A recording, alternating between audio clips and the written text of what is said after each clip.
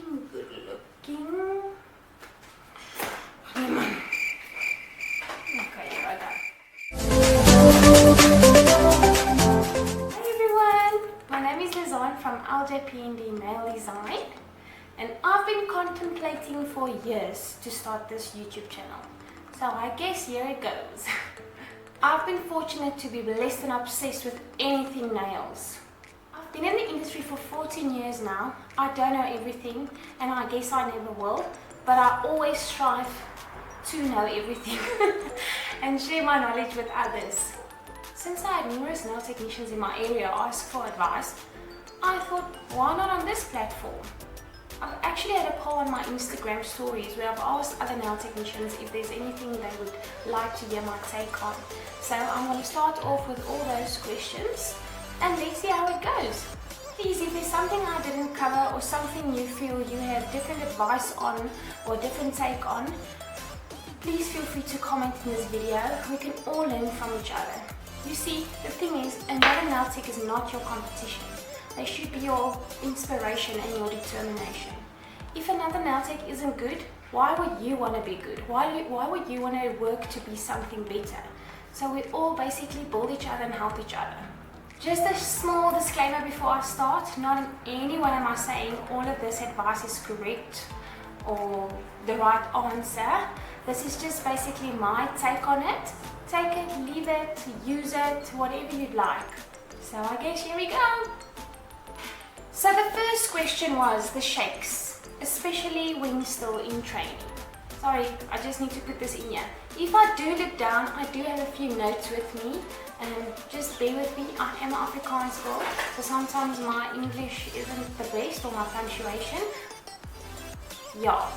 And also if you do hear little footsteps or little barks, or it's my fur babies playing. I do have a home-based salon, so yeah, every now and again you will be hearing cars driving past, people talking in my complex, the dogs running around and playing, or my little one screaming mommy from downstairs.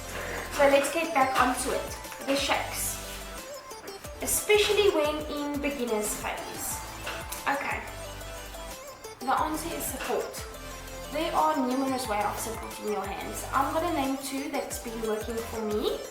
The first one, and especially when you do painting longer nails, I feel it's difficult to do the, well, I call it the pinky support method. So when doing long nails and painting long nails, I like to keep my elbows or my upper arms at the back here by my elbow. I like to secure them to my nail desk, leaning on my nail desk and painting so that I don't shake as much. I will put a video in to show you what I mean.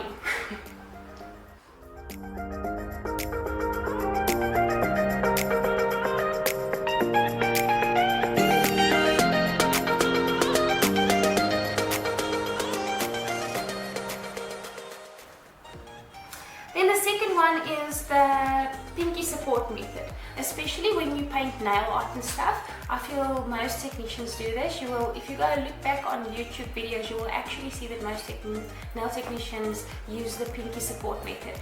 When electric filing, when doing art, when painting. I'm also going to insert a video clip of that for you. Okay, so I know I talked about the pinky to pinky support method, but you can basically use any finger to support your pinky on. I must be honest, mine always differs depending on what shape of the nail I'm doing, what length of the nail, and what I'm actually painting. A lot of nail techs actually even use their index finger, whichever one works for you. So the next question was cancellations. Cancellations, I feel, is quite a tricky one. Yeah, it's a personal thing, I think. You know your clients, it depends. If you've got a loyal clientele, or a secure clientele, if I can put it that way, people you got to know very well, not like walk-ins or clients that just book every now and again. It's two completely different things when cancelling. But yeah, there are some rules when it comes to cancellations. I feel one of the most important rules is having a cancellation policy, meaning paying an amount of money or a fee when there's no shows or people cancel late. You see, I've got this thing in life where I always say life happens. And it's very true, because life can happen to you as a nail tech as well. But your time is very valuable, very valuable. And you are important, and your job is important. So you do have to have some rules in place. So the first one I would say is have a cancellation policy where you basically decide for yourself 48 to 24 hour cancellation policy. If people don't cancel in advance, they will have to pay the cancellation fee. Normally, I would say a 25% or a 20% of the treatment they are booked for, just to cover you for that time. But also be considerate. If it's something that they really couldn't help that happened, an emergency or something, I mean, it happens. You will learn to read your clients. You will learn to know, is it someone that just saw me cancel, or is it someone that never cancels and actually have a problem? A no-show, I feel a no-show needs to be charged the full amount they were booked for. Before they make a next appointment, they need to pay that. If they don't, you don't give them a next appointment. It's just not fair. And I understand you don't want to lose clients, but is it really worth it to have a client like that, a client that treats you like that? Every client is very important, but once again, so are you. You are also important. Your time is also important. So wrapping up that one, I would say cancellation policy, people paying a certain amount of fee if they don't cancel in time or in advance, depending on the situation, and then a no-show penalty as well. And that's it. You're just going to have to stick with it though. There was a time when I was still taking in new clients that I actually had all the new clients, because new clients you don't know. And I actually asked them a deposit. I asked them a deposit of 20% of their nail treatment. And that keeps them coming as well. If they don't pay that 20%, it must probably mean that they're not serious about this appointment they made with you. So that's another way of preventing cancellations with new clients. Okay, then how to keep loyal clients. This is also a tricky one. Not really. What I mean when I say tricky, once again, it can be personality-wise. I would say key to keeping clients is commitment and consistency. Go the extra mile. I know nowadays we've got so many programs on our computers and our cell phones, booking apps, where the apps actually remind your client of their next appointment.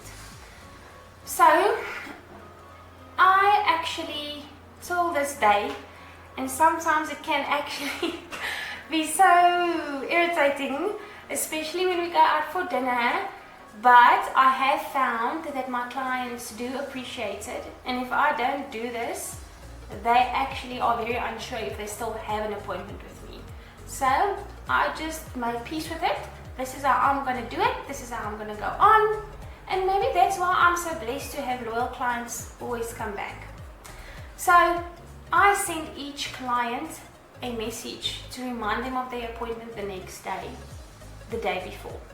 Sometimes not always 24 hours before, sometimes it's the evening before, but I make sure I send all of them a message before their appointment the next day to confirm the time and just to double check with them what they actually do have in mind.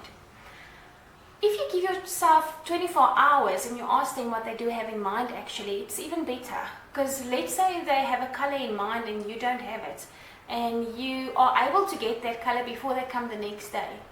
They don't know that you didn't have it, but you're going to make them feel special. You're going to always make them feel like you put everything in. Yeah. I feel the messaging, the reminding is a way of communication, which is very important. Also, make sure you listen carefully when clients talk. Now, I know this is difficult because you do many clients a day, and I know it's difficult to remember each and every one. Till this day, I'm very bad with birthdays. I actually should make a point of it to write my clients' birthdays down and remember them, to wish them each happy birthday on their special day. But when you make them coffee, try and remember how each client have their coffee. It sounds stupid, but that way they feel special. They feel you remember them. Just make an effort.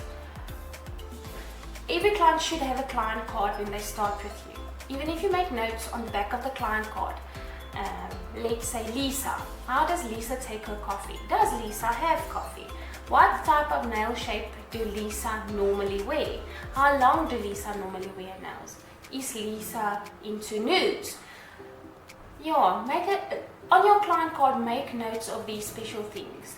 And you can recap just before they walk in. If it's a busy day and the one's there before the other one's left, that's also still fine.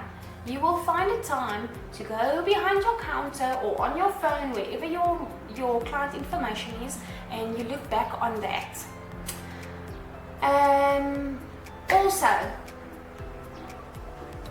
no talking about other clients. This is a very important one. People don't like to feel that they have been discussed. So I do understand it sometimes happens. It still sometimes happens to me as well. But I've actually made a decision on my side. If I want to give another client advice because I heard of something from another, I would never say, I would never say this happened to this client, or I've got a client and this happened and this is what they did.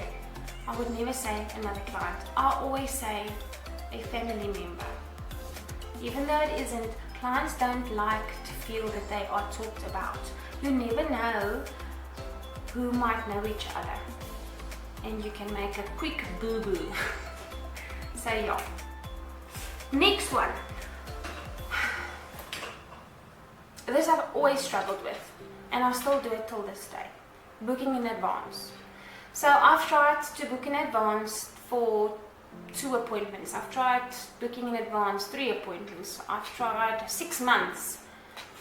With my client base, it doesn't help. They like to feel their appointments are secure. So my clients make their bookings a year in advance. With them making their bookings a year in advance, I do tell them that life do happen.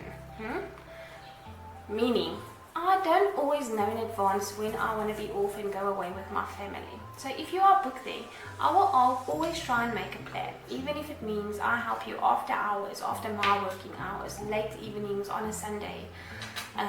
Even if it means I have to accommodate you there if you had an appointment, I will do my utter best. But they also should understand that sometimes that won't be possible. Try and refer them to someone you know in your area that you feel does a good job. You can lose clients this way though. But if your clients are committed and you're keeping them happy, they will definitely come back and they will appreciate you sending them or referring them to someone else. Yeah, I feel that's a very important one. Don't just cancel another appointment. I know we get sick. If you feel flu-ish, you can make your client sick. But if it's not necessary, don't cancel. Wear your mask, sanitize, be safe, be healthy. If you really do feel you need to rest, I mean, you are only human. But yeah, nail techs are strong. Nail tech should be strong. Okay, next one.